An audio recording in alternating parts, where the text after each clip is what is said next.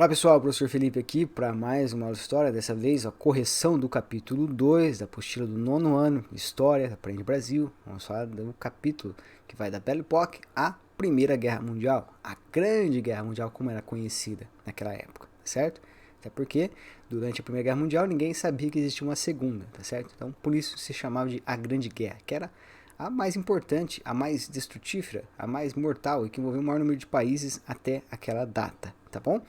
Então vou dividir a tela aqui para a gente fazer aquela gambiarra, vocês vão acompanhando a apostila. Se tiver com dificuldade de enxergar, né, porque a resolução não está tão boa assim, vocês vão ouvindo que eu leio as questões e vou comentando as respostas também.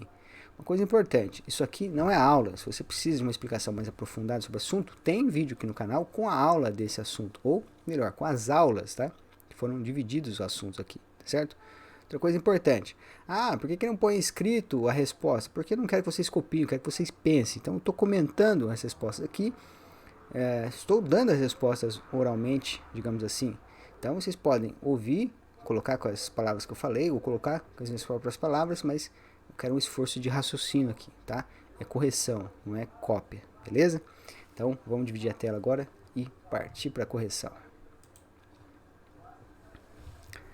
Então, esse é o capítulo 2, né, da Belle Époque, a Grande Guerra. Vamos, a primeira questão aqui é na página 18. Na Europa, a Bela Época foi um período de prosperidade. De acordo com nossos estudos, responda as questões a seguir. 1. Qual foi o grupo beneficiado pelos progressos da industrialização? Bom, o principal grupo beneficiado aqui, isso de modo geral em todos os países, é a burguesia, tá? A burguesia industrial, porque a burguesia, quando ela nasce lá no fim da Idade Média, ela é uma burguesia comercial. Nesse momento aqui, depois da Revolução Industrial, a burguesia vai se tornar uma burguesia industrial, e eles sim vão ser a grande classe beneficiada pela Belle Époque, certo? Um período de relativa paz na Europa, praticamente sem guerras na Europa, né, mas houve guerras em outros lugares do mundo, nas colônias e tal, e um período de grande prosperidade econômica, grande desenvolvimento tecnológico. Agora é lógico, essa prosperidade econômica e esse desenvolvimento tecnológico ficaram restritos a poucas pessoas, pessoas que tinham mais dinheiro, justamente aos burgueses, tá? Mas teve um fato importante também, que essas coisas, essas inovações, esse dinheiro saiu das mãos lá daquela pequena elite dos nobres e ampliou, ganhou mais terreno, que foi justamente esse espaço aí ocupado pela burguesia, tá bom? 2. Há alguma relação entre o imperialismo e o desenvolvimento econômico europeu? Explique sua resposta. Sim, sim, sim, sim. Tá? Não é à toa que os maiores economistas daquela época eram potências imperialistas. Inglaterra em primeiro lugar, França em segundo, depois Holanda, Bélgica. Eram todos países que tinham colônias, sobretudo colônias na África e colônias na Ásia, de onde eles tiravam matérias-primas, tá? Recursos vindos de fontes naturais, né? Tanto para comida, alimentação, quanto também matérias-primas como ouro, diamante, ferro, coisas desse tipo. E pegavam essas coisas desses países e vendiam produtos industrializados, certo? Uma relação sempre vantajosa para essas potências imperialistas, tá bom? Então, quando a gente vê que a Inglaterra é a maior potência, que a França é a maior potência, não dá para dissociar do fato também que eles eram as maiores potências imperialistas. A África aí, sei lá, 30, 40% da África pertencia aos ingleses, mas os 30, 40% pertencia aos franceses, certo? Só 2 países na África nesse momento, 2 países eram independentes, a Etiópia e a Libéria, só esses 2. Então, o imperialismo econômico, o imperialismo europeu dessa época da Belle Époque, ele fez o sucesso e a prosperidade econômica da Europa. Tá? Foi um enriquecimento à custa de outros países, podemos colocar assim. Sem medo de errar. Depois, nós vamos lá para a página 22. Lá para a página 22. A primeira questão é a questão de... A primeira pergunta é uma pergunta de alternativa, né? Assinale a alternativa que apresenta o pensamento central do segundo fragmento. Um fragmento aqui do livro Nada de Novo no Front, do Erich Maria Remarque. Eu não vou ler, tá? Senão vai ficar muito longo. Nós vamos lá direto para a alternativa correta, que é a alternativa E. Deixa eu ver se aparece aqui. Alternativa E. As guerras invertem os graus de importância que tinham o estudo e a aquisição de conhecimento acadêmico em relação aos saberes práticos e mecânicos. Né? Esse livro conta a história lá de um jovem alemão, né, que vai para o campo de batalha. Ele é tirado do seu fazer cotidiano, de estudar e tal, e tem para o campo de batalha. E no campo de batalha, obviamente, vale muito mais você conhecer como funciona um carro, como funciona um fuzil, do que você saber o funcionamento da Constituição da França ou Constituição da Alemanha. Enfim. Então, se depara com novas realidades e novas prioridades em tempos de guerra. Né? 2. Os soldados entrincheirados tinham a função de defender a posição conquistada a qualquer custo. No entanto, esses homens ficavam expostos a problemas causados não só por bombardeios e gases tóxicos. Quais eram esses outros problemas? Um deles, a fome. Né? Muitas vezes ficavam períodos longos ali nessas trincheiras e às vezes acumulavam períodos de fome, onde não tinha nada para comer. Você tinha problemas higiênicos, né? Havia animais mortos, muitas vezes tinham que fazer as necessidades ali, as suas fezes, urinas nas trincheiras, né? Isso gera um estado, né, calamitoso em termos de higiene. Você tinha presença de insetos, de outros animais, como ratos e tal. Em algumas ocasiões, eles foram obrigados a comer ratos dentro das trincheiras, porque a única coisa disponível para comer. Tá? Então, eram situações horríveis, né? De falta de higiene, falta de alimentação. Então, era um lugar terrível. Tá? E, lógico, um lugar desse também, pequeno, amontoado de soldados, era propício para transmissão de doenças, certo? Então, tinha todos esses problemas aí, a vida nas trincheiras. Para quem tinha mais curiosidade, né, eu já indiquei, veja os vídeos do Nerdologia. Você digita aí Nerdologia, Primeira Guerra Mundial. Tem uma série de vídeos, aí, mais de 7 vídeos sobre a Primeira Guerra Mundial, que são todos muito bons, com a arte muito bem feita, pesquisa muito bem feita, e vale a pena, tá? Vou só comentar brevemente, eu não estou em geral corrigindo pesquisas, tá? Mas vamos só comentar aqui da página 24. Além da produção de armas, outras tecnologias foram desenvolvidas durante o período da Grande Guerra. Pesquise e escreva 3 inovações que utilizamos na atualidade e que foram concebidas nesse período. O rádio é uma dessas inovações, tá? Vários dos remédios também que foram usados lá, a gente usa aqui.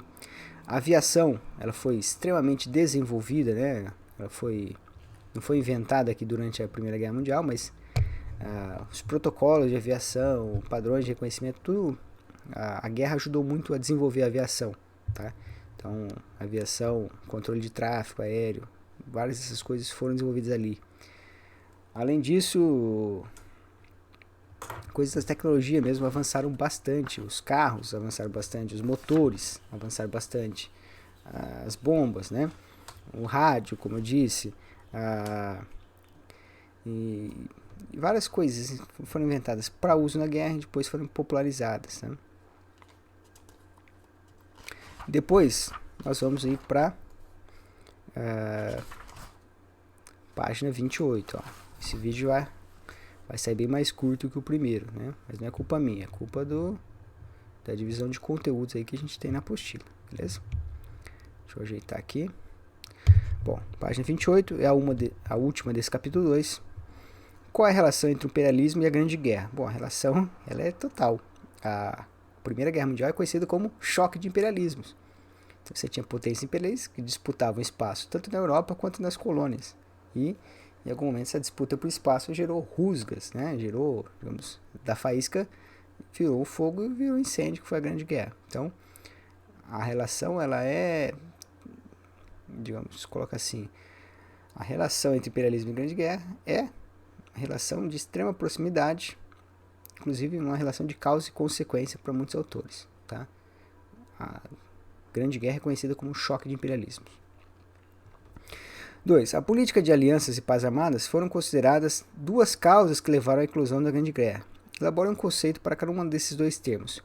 Política de alianças era um sistema, então, que nenhum país confiava no outro. Nenhum país confiava em seus vizinhos. Então, por exemplo, a Áustria tinha medo do quê? Da França, da Rússia e da Inglaterra. Eu não posso, então, ficar sujeito a ser atacado por esses 3. Então, fazer o quê? Costurar um acordo com alguém, né? No caso, com a Alemanha. Porque, eu estando junto com a Alemanha, eu consigo me proteger da Rússia. Estando junto com a Alemanha, eu consigo me proteger da França, certo? Essa era a ideia, basicamente. No caso da França, se a Alemanha resolver me invadir aqui, eu sozinho não aguento, eu preciso da ajuda da Inglaterra. E assim por diante. O medo, né, de acontecer alguma coisa estava no horizonte. Então foram sendo construídas essas políticas de aliança, que eram políticas que previam cooperação militar em caso de necessidade. Tá? Basicamente é isso. Eram alianças que previam cooperação militar entre certos países se houvesse a necessidade. E ela está intimamente relacionada com a paz armada. Que a paz armada é o quê? A gente tem esse período de paz, relativo à paz, é sempre relativo, tá? Estava tendo guerra no mundo inteiro, basicamente, só na Europa que não. E a paz armada é um período de relativa paz, mas que os países continuaram se armando. E a política de alianças tem o mesmo sentido. Ninguém confiava muito nos seus vizinhos, tá? Então, o medo de uma nova guerra estava no horizonte. Então, os países vão gastar cada vez mais dinheiro para armar seus exércitos e investir em cada vez mais tecnologias. Né? Nesse período vai surgir as metralhadoras de repetição, por exemplo, que é uma das máquinas de matar mais eficientes que já se desenvolveram. Né? Vão aperfeiçoar armas químicas, armas biológicas, depois vão ser usadas na Primeira Guerra Mundial e depois excluídas, né, por questões humanitárias, né, excluídas, né, não totalmente, mas vai virar um crime terrível, né, você usar armas químicas em guerra. 3. Por que Inglaterra e França temiam um conflito armado contra a Alemanha? A Alemanha era uma potência industrial das mais importantes, tá? Era um país capaz de rivalizar com a Inglaterra, só que a Inglaterra tinha liderado a Revolução Industrial e a Alemanha já estava ali, batendo na porta dos ingleses, tá? Eles tinham uma capacidade muito boa. Era um país que era altamente instruído, né? Os alemães em si eram muito instruídos, tinham um grau bastante importante de instrução. Isso levava a eles a serem mais produtivos. Você tinha um alto grau de tecnologia na sociedade alemã. Você tinha muitas matérias-primas, carvão, mineral, ferro e tal. Era uma região, a Alemanha era riquíssima nisso, então isso favorecia o seu desenvolvimento industrial. Tinham ótimas universidades, tinham ótimos cientistas, pesquisadores de novas tecnologias. A Alemanha era uma potência, tinha um exército muito grande e a partir do momento que ela dominasse certos pontos chaves do mundo ou da Europa, ela passaria, né? Tanto França quanto Inglaterra como potência. Então era uma disputa por poder mesmo. Então esse medo era muito grande. 4. Aí tem o fragmento do texto e vocês têm que analisar as afirmativas para depois chegar à resposta certa. Que a resposta certa é a alternativa B, tá? B, de bola. Que diz que todas as afirmativas estão certas. Quais afirmativas? Essas de cima aqui, né? O fragmento cita a guerra de movimento, fase da Grande Guerra. 2. Está descrita a importância da produção industrial no contexto do conflito. 3. Os alemães queriam ocupar rapidamente as terras do oeste europeu. Tá? E aí qualquer coisa vocês voltam no texto aí, como eu disse, não é tudo que eu vou comentar. Por fim, a 5, né? Outra questão aí de analisar as alternativas e todas estão corretas também. Portanto, alternativa B de bola também é a alternativa correta, certo? Então, com isso a gente acaba o capítulo 2. Na próxima a gente trata do capítulo 3. Já peço para vocês aí deixarem o like ou se inscrever no canal, que isso ajuda a que mais alunos como vocês, com o mesmo perfil de vocês, tenham acesso a esse material aqui, né?